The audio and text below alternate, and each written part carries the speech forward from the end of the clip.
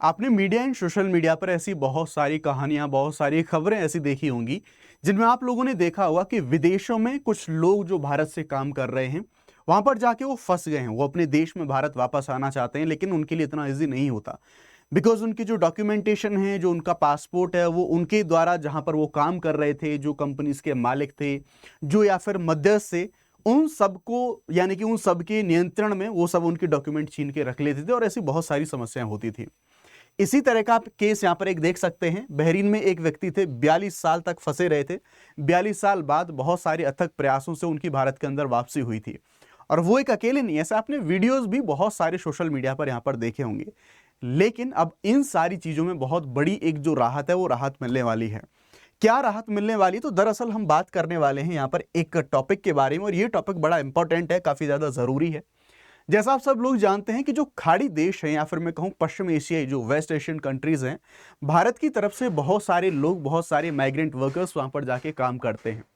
हमेशा हर कोई ये चाहता है कि उसे एक बेहतर आजीविका मिले, उसे अच्छा काम मिले, सो दैट अपने परिवार को वो चला सके। तो इसी प्रकार से भारत से बहुत सारे मजदूर इन वेस्ट एशियन कंट्रीज में जाते हैं और वहां पर जाके अपने परिवार के लिए कुछ ना कुछ पैसा भेजते हैं, जिससे सरकार को या फिर देश को भी रेमिटेंस जो मिलता है।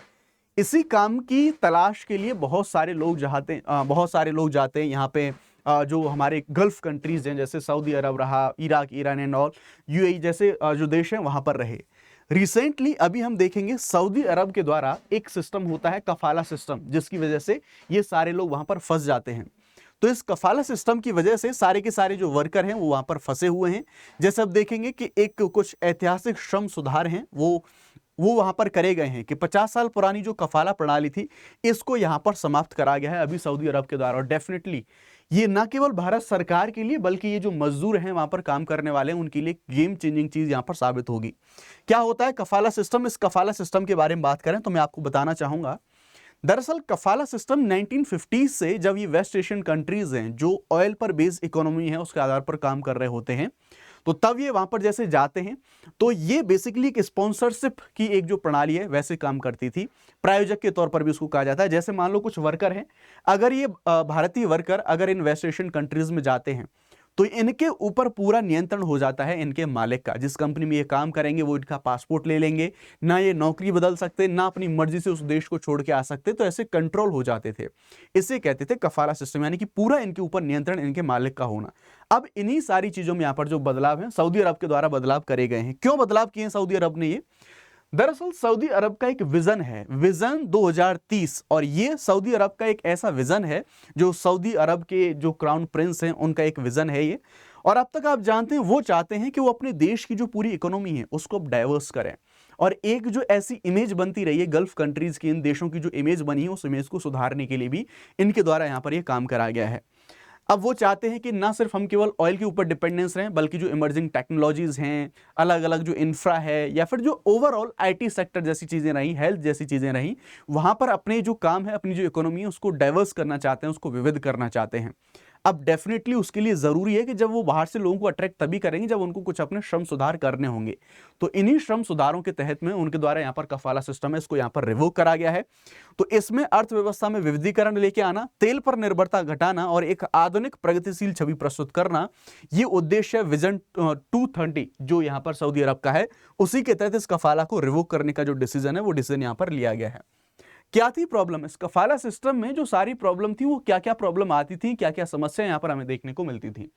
तो जैसा मैंने कहा कि जो नियोजक होता था उसका पूरा नियंत्रण होता था जो एम्प्लॉय होता था, जो वहां पर काम करने व्यक्ति होता था, उस पे ना तो वो नौकरी बदल सकता उसकी अनुमति के बिना, ना ही देश को छोड़ सकता था। पासपोर्ट को जब्त कर लिया जाता था यूजुअली, ऐसी चीजें। और जो कैद जैसी स्थिति है वैसी कंडीशंस में वहां के जो मजदूर हैं वो रहते थे, और वेतन तो समय पर मिलता ही नहीं था। ये तो एक बहुत कॉमन समस्या हमें देखने को मिलेगी ही मिलेगी। साथ ही जो घरेलू महिला कामगार हुआ करती थी उनके साथ बहुत सारे शोषण जैसी स्थितियां देखने को मिलती थी। ऐसी शिकायतें बहुत आम थी। साथ ही साथ कोई भी अगर वहां पर उनको कोई समस्या है तो कानूनी सहायता जैसी कोई भी समस्या वहां पर उनको कोई भी लीगल एड किसी प्रकार की थी ही नहीं। तो अब ये जो विजन 230 यहां पर जो नई इसके तहत में जो कफाला को खत्म करा गया है और जो नई व्यवस्थाएं लाई गई हैं, इनमें अब क्या बदलाव होंगे? तो अब कॉन्ट्रैक्ट बेस्ड जो रोजगार प्रणाली है इसको यहां पर लाया जाएगा। अब स्पॉन्सरशिप नहीं होगी, बल्कि अब वो कॉन्ट्रैक्ट पर बेस्ड जो जॉब्स हैं वो जॉब्स अब सऊदी अरब के अंदर जाके लोग कर सकेंगे। साथ ही साथ जो मजदूर हैं वो अपने नियोक्ता की अनुमति के बिना भी नौकरी बदल सकते हैं। पहले कफाला सिस्टम में ऐसा नहीं होता था, अपने मालिक की जो अनुमति है वो लेनी पड़ती थी और मालिक भी ठीक पैसे नहीं देता था, शोषण जैसी चीजें बहुत आम थी। लेकिन अब बिना उसकी मर्जी के भी अब जो मजदूर हैं वो जॉब को चेंज कर सकते हैं।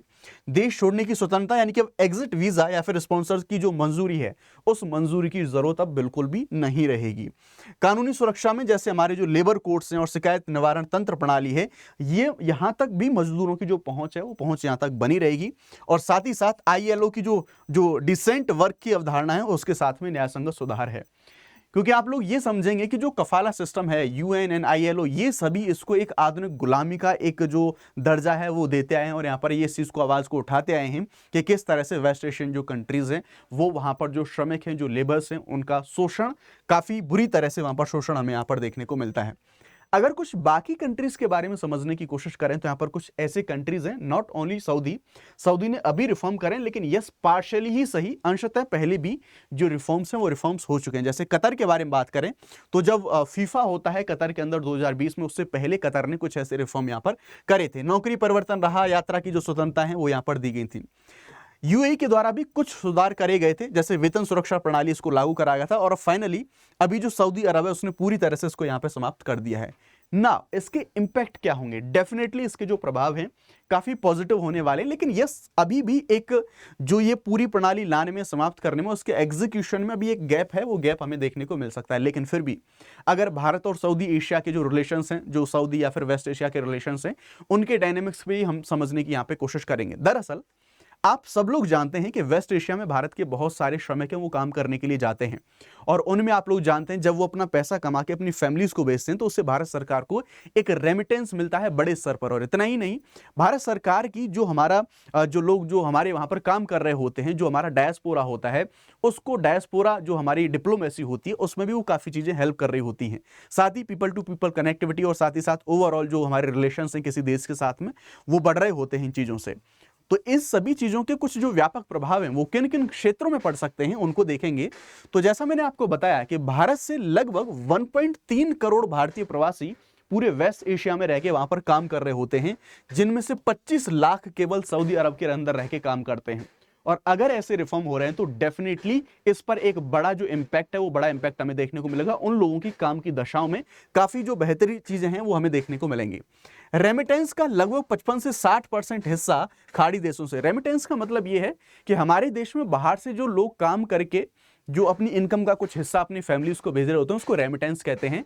विदेशी मुद्रा में काफी योगदान करता है। तो ये डेफिनेटली 55 से 60% जो हमारा टोटल रेमिटेंस है उसका हमारा यहाँ इन खाड़ी देशों से आता है। डायस्पोरा डिप्लोमेसी को बल मिलेगा। सऊदी जो अरब है इसकी विजन 2030 नीति के तहत भारत एक प्रमुख साझेदार बनेगा, जिसमें भारत अपना IT, हेल्थ, इंफ्रा, इन सभी चीजों में सऊदी अरब को हेल्प कर रहा होगा। साथ ही साथ मजदूरों का शोषण रहा, पासपोर्ट की जब्ती रही, वेतन, मानव तस्करी, ऐसे जो मामले हैं इन सभी मामलों में कमी देखने को मिलेगी। तो ये एक स्वागत योग्य कदम है जो सऊदी अरब के द्वारा लिया गया है। डेफिनेटली बहुत पहले से ऐसी डिमांड होती आ रही थी, फाइनली अभी इस डिसीजन को यहां पर लिया गया है ना। बात कर लेते हैं UPSC के जो हमारे प्लस कोर्सेज हैं उनके बारे में।